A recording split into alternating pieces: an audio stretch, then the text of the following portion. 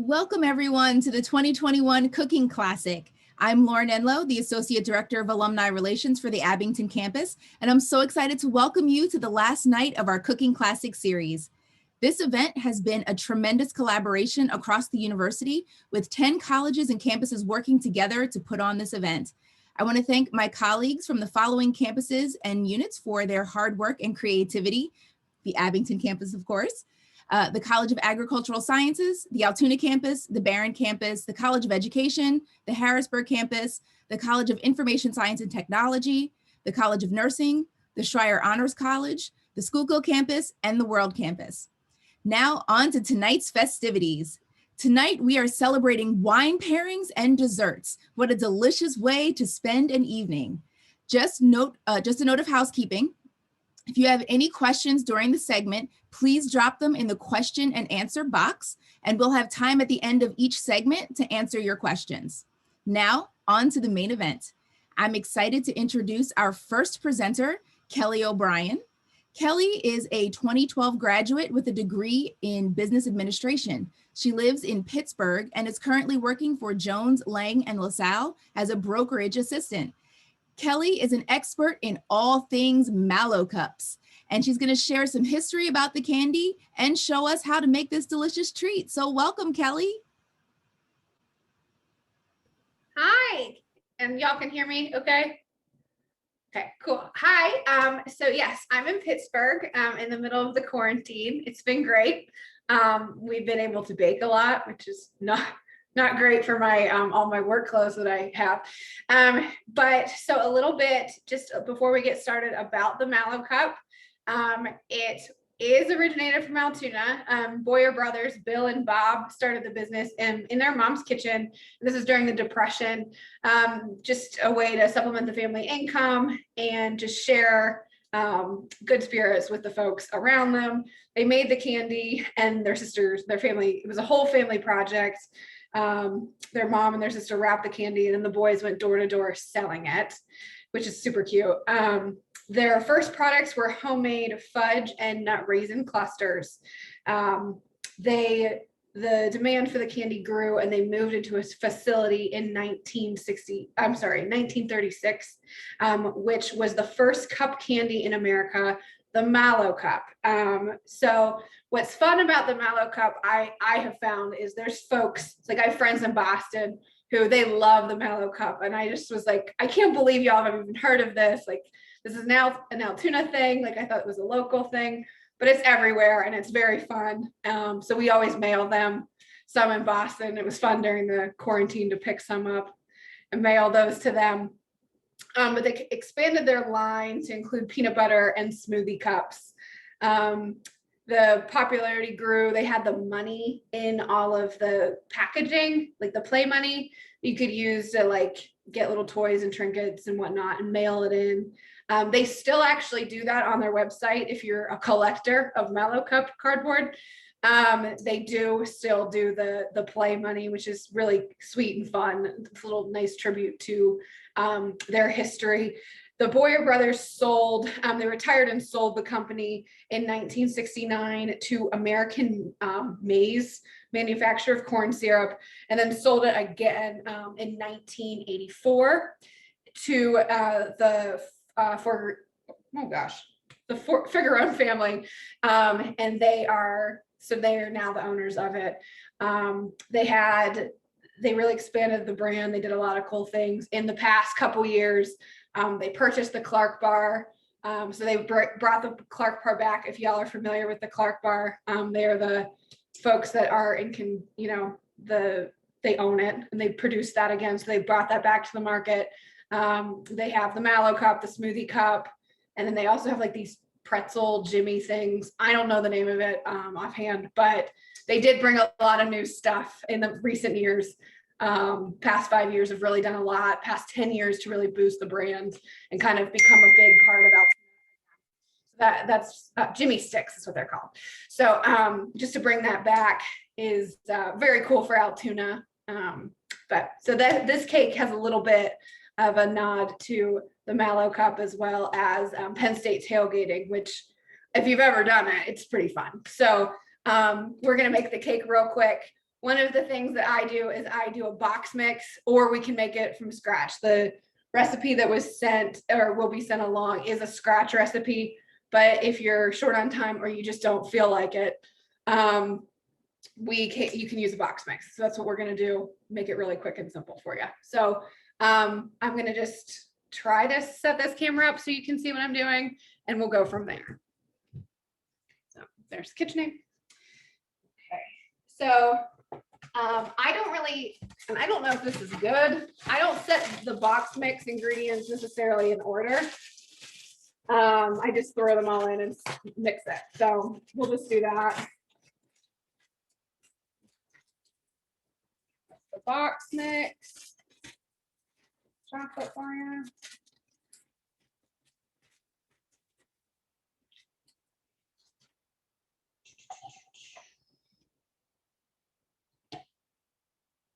There's a quarter cup of oil.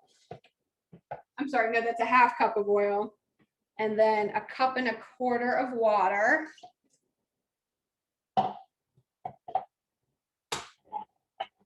And then we have 3 eggs here. And I like to separate my eggs, like make sure there's no shells before I throw them in. This is not high level. Your 6th grader can probably pull this off.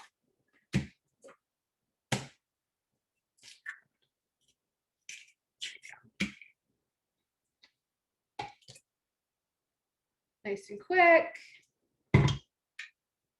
Hey, Kelly, quick question for you. Someone in the chat is asking, are we using any size eggs or are they large? They are large eggs. I only use large eggs because they're the standard for baking or in cooking. So I always go with large eggs. It depends on what you're making. If they call for a different type of egg, then I guess you use that. But I always just standard with a large egg.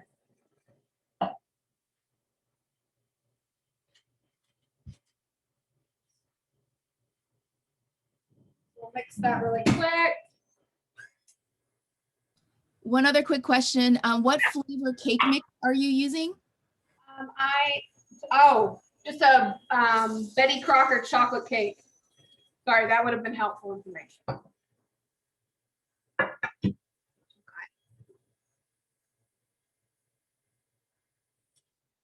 So we're good on our mix. Hopefully, let me just make sure it all stirred on the bottom. So it's just an easy chocolate cake. And then I'll show you, we do a couple little secret things.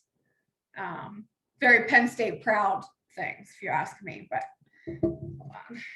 Okay, so then we have our regular, our chocolate cake mix, and it looks like it stirred the whole way through. So we should be good on that. So it depends, you can make this recipe 2 different ways. You can make it like regular without any sort of add-ins. But if you're in the mood, if you're in the Corona spirit, a little Penn State Good Luck whiskey is nice to add into the batter. So it's just a nice little helping. It's good. It's a fun Wednesday. I don't know about anybody else, but right.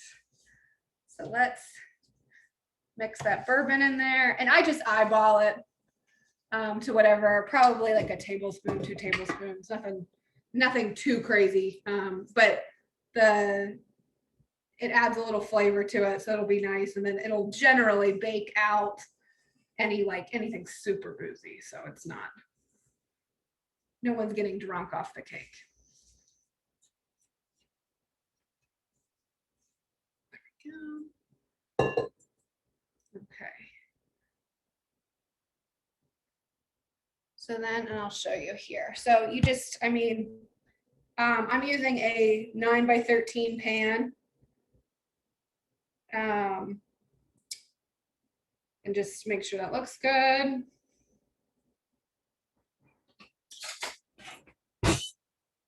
Really simple. And I've found, and I bake a ton for my friends and family, the more effort I put in, at the end of the day, if it tastes good, they don't care. Like I can spend 4 hours doing a cake and then I'll throw together one of these and I'll get more compliments on something that was a box mix. So it's just the irony of life. Hey, Kellie, a quick question. What brand of whiskey did you use? This is Woodford Reserve. So you can use any kind, whatever your game day selection would be, I suppose. So here we go. Right. So we put that in the oven and we'll set the timer for 32 minutes. It ranges between, for the box mix, 30 to 35. I usually check it about 32 and then give it the extra 3 minutes if it needs it. Kind of go from there. So we just did the mix together. I have the cake here as well, like a pre-made cake here. I did one earlier. So what we'll do is we'll just add the toppings. And then am I good on time, Lauren? How much time do I have? Yep, you're good. Okay. About 5 more minutes. Okay, perfect. So can y'all see my little pot? Okay, so we're gonna do the glaze.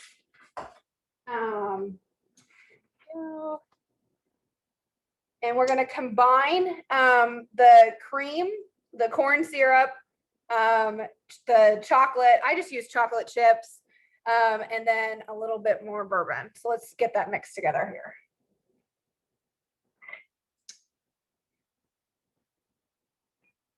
So we have a 1/4 cup of heavy cream. It's in there.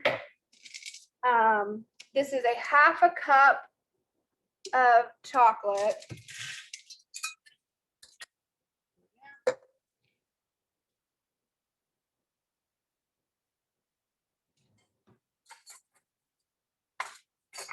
This is a 1/4 cup of, you can use corn syrup. I am using agave. I accidentally used all my corn syrup on a pecan pie. I didn't realize that until tonight. So here we go. So we're using agave syrup.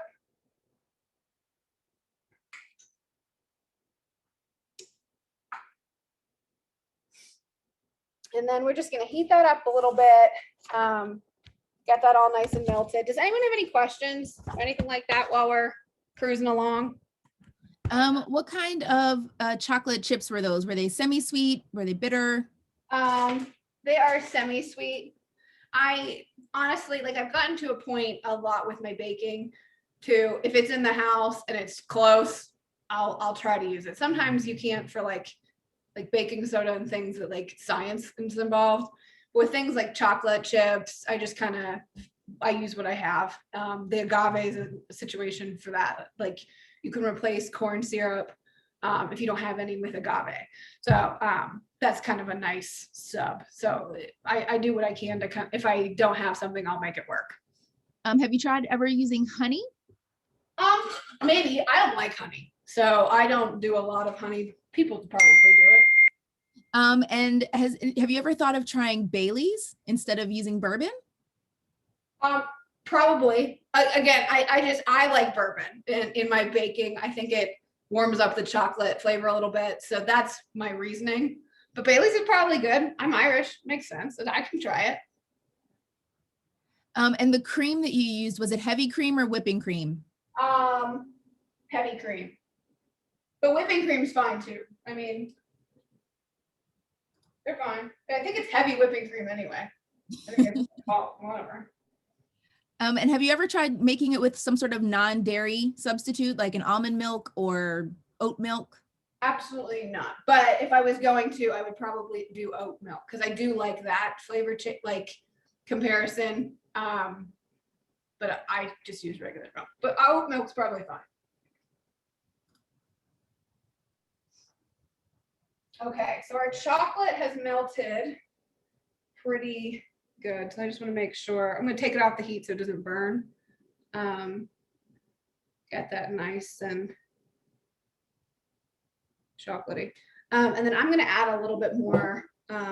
We talked about the bourbon. So I'm going to pour just a teensy bit, just a little bit, not as much as in the cake mix because you can taste it a little more in the syrup. However you guys like your bourbon, a lot of bourbon, a little bourbon, it's totally up to you. That's a preference. And again, it doesn't have to have bourbon. Like if you have children or like folks who can't have booze in their food, you can skip it. It's not a big deal. Kellie, have you ever tried to make these as cupcakes? No, but it could probably be done. I don't see why it wouldn't work. So.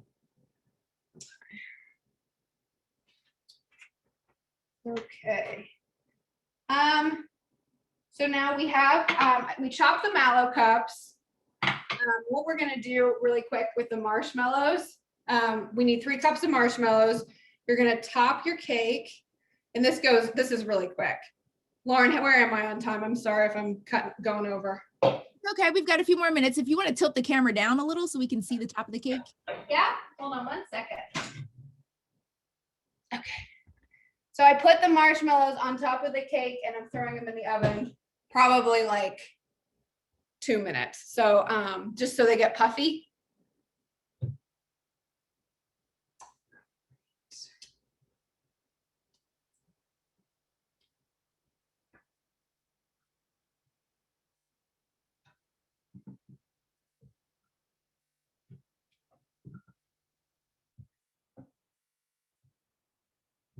Alrighty.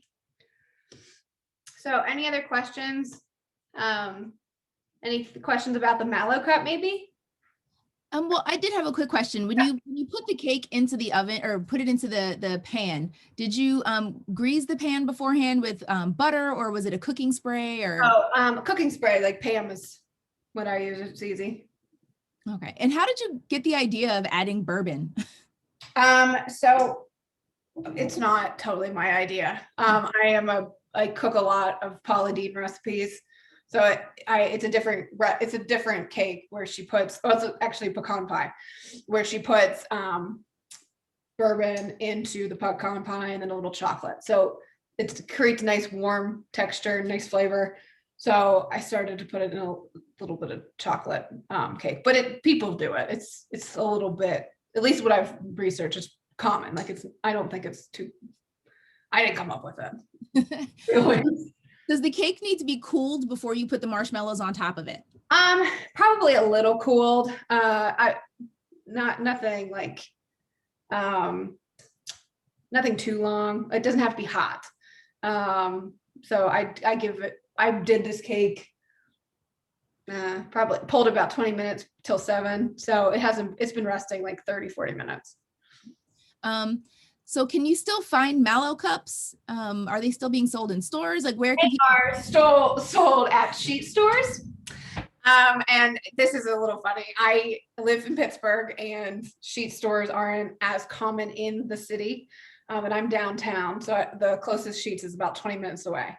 And I'm from Altoona, and it's awful. It's an awful thing to change to from down the block to 20 minutes.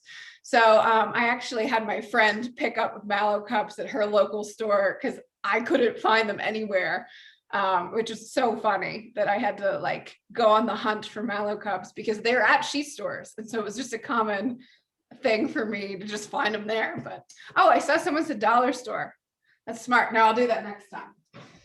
Okay. Can you still go to the factory in Altoona and buy seconds?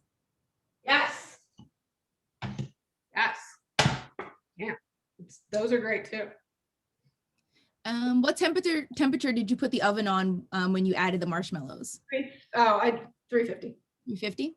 Okay, so I'm gonna push this down here. Marshmallows didn't get as fluffy as I would have liked, but we're short on time, so here we go. So I'm gonna pour this on top. This is just the chocolate from before. Nice and even there. And then we're gonna top this with the Mallo cups. So you just crushed a couple of Mallo cups to put on top? I crushed about a cup's worth of Mallo cups, yes ma'am. And this is all included in the instructions. I'm not great at the directions as I go, so I apologize. But this is basically what it looks like. It's kind of fun. You also add a little coconut. So coconut and pecans. It really fills up the top of this and creates a fun, it's a fun dessert if you're taking it for a party or even a tailgate once we get back in the swing of things. And then this is shredded coconut. And this is a half a cup. It was a half a cup of pecans and a half a cup of marshmallow flakes. So, and that's it. All right.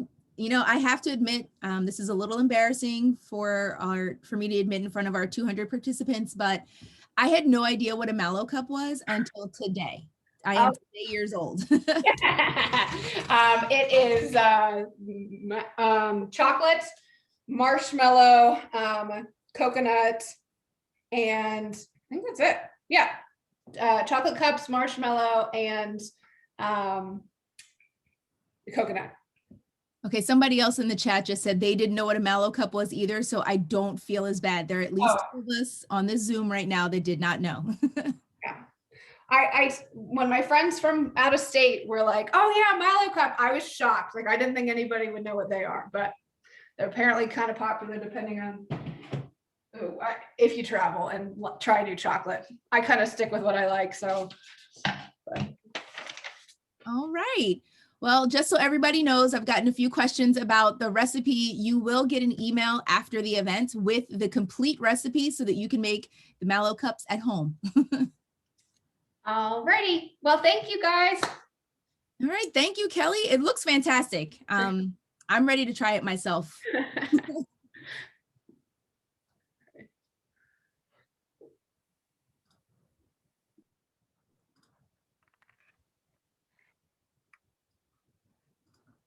Okay, so now that we have satisfied our sweet tooth, let's move on to the wine pairings.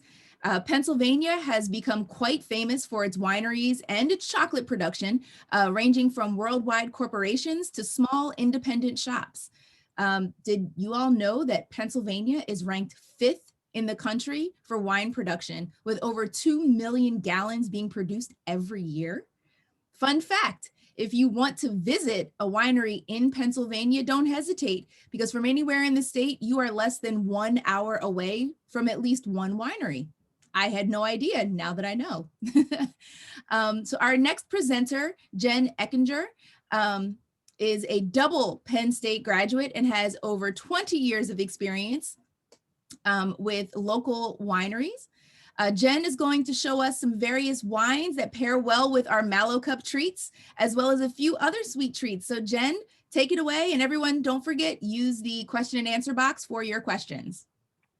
Thank you so very much. And Kelly, you are going to be a tough act to follow. Cheers to you and making that a delicious looking sweet treat. Thank you so much for joining us this evening.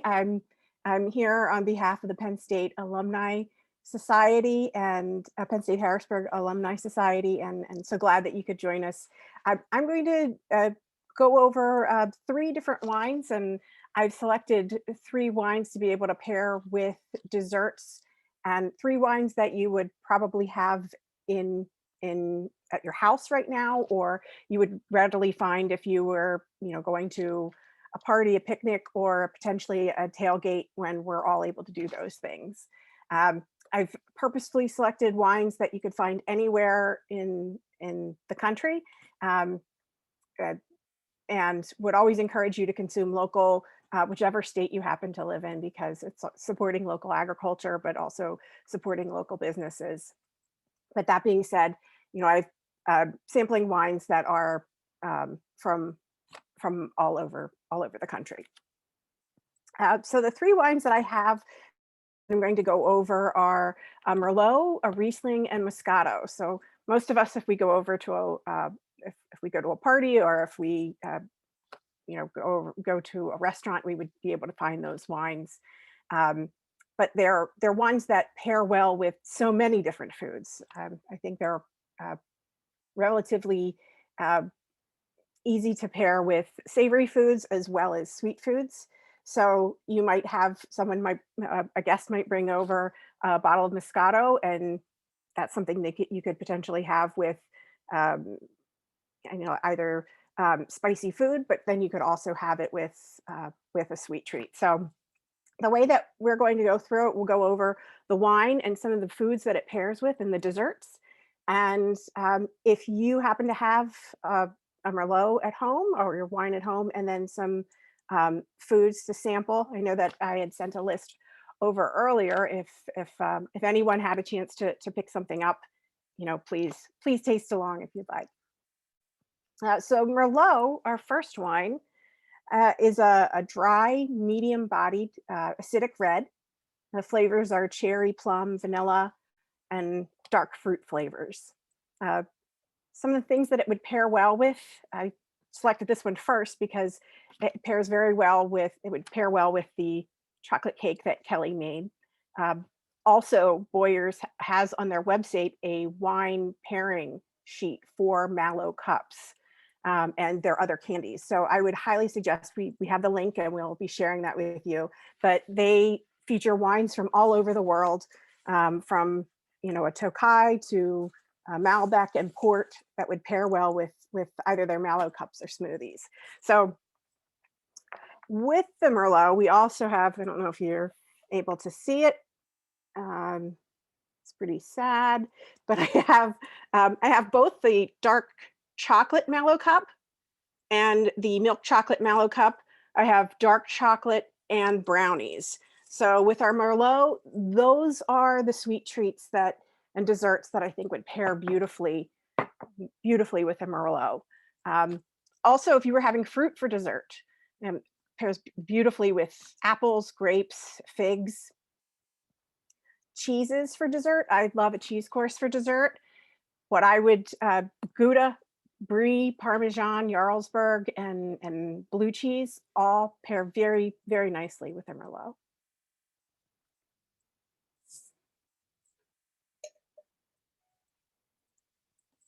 The next wine that I have is Riesling.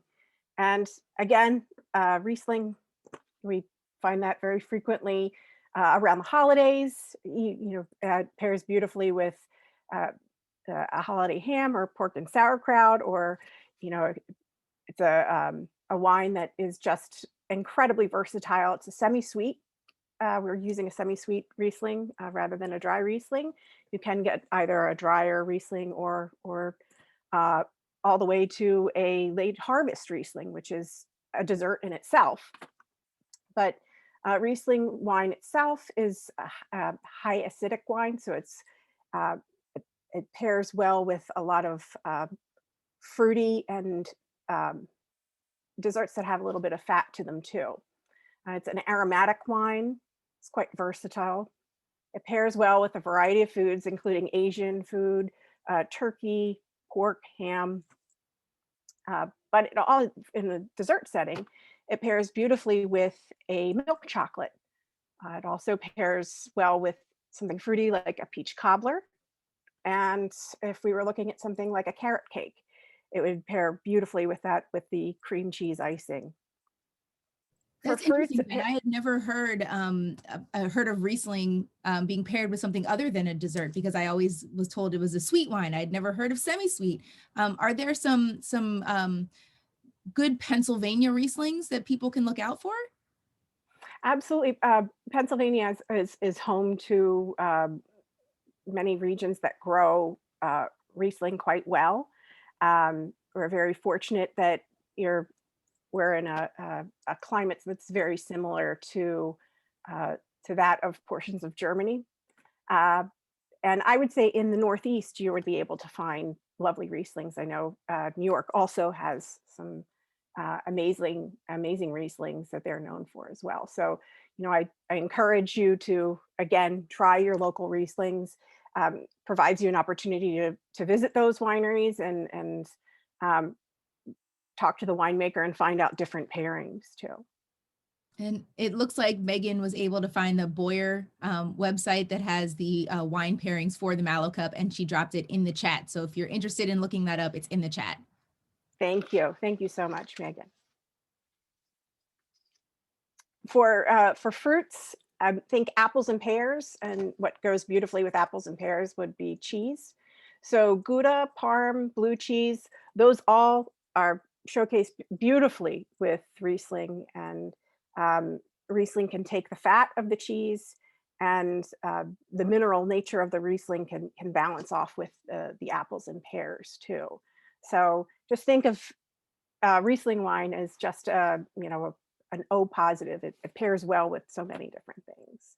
It's also, I think, a lovely wine to have if you don't necessarily know of one's wine, if you don't know of a guest's wine preference. So when we are able to entertain again, it just, it's a very elastic in the way that it appeals to different audiences. The final wine that I have for us tonight is a Moscato, and mine has a little bit of effervescence to it. Moscato, of course, is a sweet wine, white wine. It has, flavors of lemon and pear and honeysuckle.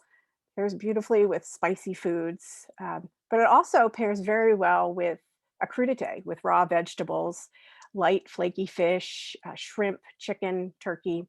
So light, fresh, and fruity, and especially the ones that have a little bit of effervescence, those Moscatos are light, fresh, and fruity as well. The Boyer site featured Moscato pairing with the Mallo Cup as well. I have never tried that pairing, but if you have that pairing at home, I suggest give it a try and see what your preference is. Is it Merlot or is it the Moscato? Traditionally, Moscato pairs beautifully with vanilla-based desserts, something like a creme brulee, something rice pudding. We have a plate that has some rice pudding with raisins, apple pie, white chocolate. If you're going to pair a chocolate, white chocolate would be beautiful with the Moscato. And when we think of the different fruits that we could put with it, blackberries, melons, peaches, again, light, fresh, and fruity. Think, summer in a glass. The cheeses would be either brie or blue. Brie, again, a light, fresh cheese, or something that has a little bit of punch, which would be the blue cheese. And the Moscato itself would help to mellow out some of the rough edges of the blue cheese. So Jen, if you had to choose your favorite wine, what would it be? Oh goodness, that's like picking a child. I like different wines for different foods or different times of the year. I really love Pinot Noir because Pinot Noir is soft and balanced, and it pairs beautifully with a lot of the foods that I like to eat. But there are redeeming qualities and joys in every type of wine that's out there. It's that's the fun part about sampling wine and trying it with different foods, that it's truly experiential learning, and it just provides you the opportunity to find something that you like. Highly encourage the thought that there isn't necessarily one type of wine for one type of food. As someone who's always continuing to learn about wine, and I think that's the fun part about enjoying wine. The fun part is finding something that may be an auspicious find. I have a friend who really loves peanut butter cookies and Concord grape wine, and that is an unusual pairing that you wouldn't necessarily think of off the top of your head, but what just totally makes sense. It's peanut butter and jelly. That does make sense. Mm-hmm. So what pairs best with lemon squares? Lemon squares, you could try the Moscato or the Riesling, or you could also try Chardonnay. Would pair beautifully with that. I hadn't thought of Chardonnay and lemon squares. So I know a lot of people probably don't think of wine as like a tailgating item, but when we are able to be back in person and back in Beaver Stadium, are there some wineries around campus that people could visit to pick up something for a tailgate? Absolutely, absolutely. Again, I always encourage, if you are visiting an area, um, to certainly look to find your local wineries, and Central Pennsylvania has many, and you could find many en route to Beaver Stadium as well. So do you have a dessert suggestion that would pair well with a blush? You know, I probably would go with something like something fruity, depending on if the blush is dry or sweet. But I'm a huge fan of fruit salad or something.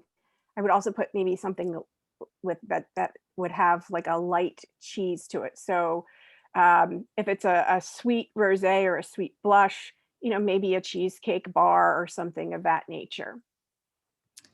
Looks like we have somebody that has a chocolate wine and they don't know what to pair the chocolate wine with. What are your suggestions? Oh goodness, chocolate first. But also I would consider something like blueberries. That's really blueberries, cherries. Um, it would help to bring out the flavor of the fruit, and it I think would be fantastic to try. Also, I think raspberries would be really beautiful with that. Hmm. Okay. What about for a dry rosé? A dry rosé, I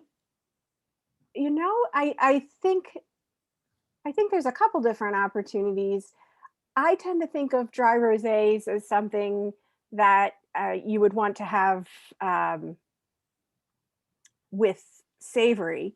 But I don't think, I think raspberries, fresh fruit, raspberries would be pretty with that, Okay. or strawberries even. I How think about that would help to barbecue? bring out the flavor of that particular wine.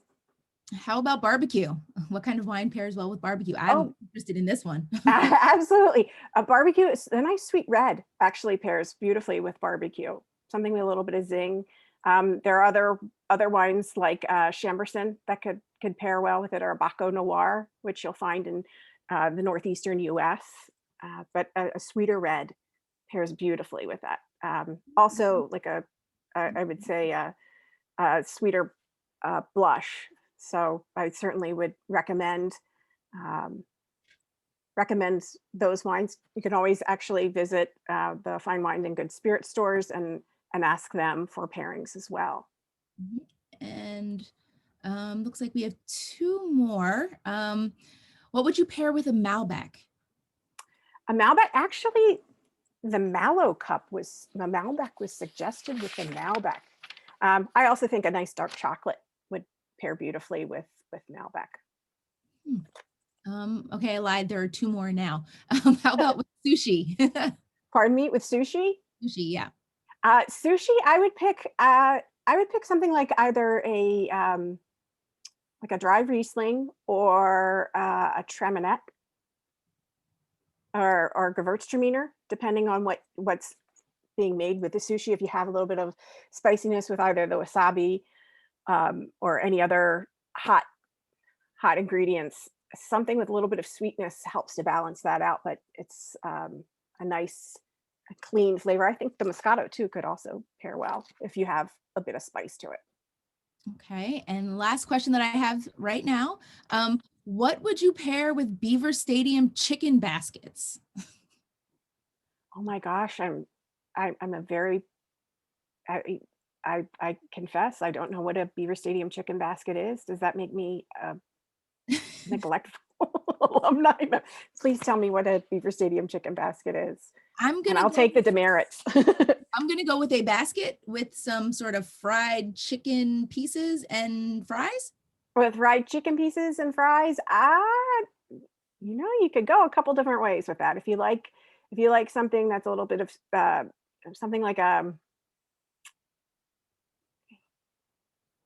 don't know, I might go with an unoaked Chardonnay with that. But you could do something a little bit heavier that would be able to balance out the fried factor. But if you like Chardonnay, I'd probably go with that. All right. It looks like we are we've made it through our questions. So thank you, Jen, for showing us the lovely wine pairings. I know I'm ready to go test out my newly acquired knowledge with the barbecue. So thank you very much. Thank you. Thank you. It's been a pleasure joining you.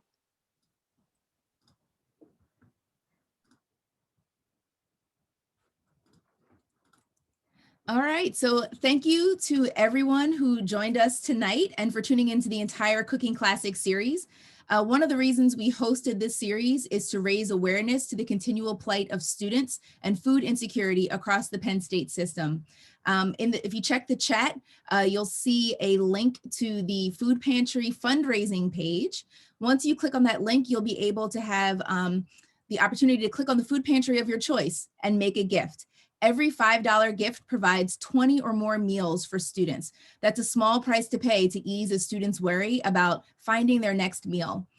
Given this incredibly trying school year that we've had thus far, we hope you'll consider showing your support for Penn State students. I want to thank all of our presenters and all of the campus and college collaborators for this Cooking Classic series. Have a great night, everyone, and we are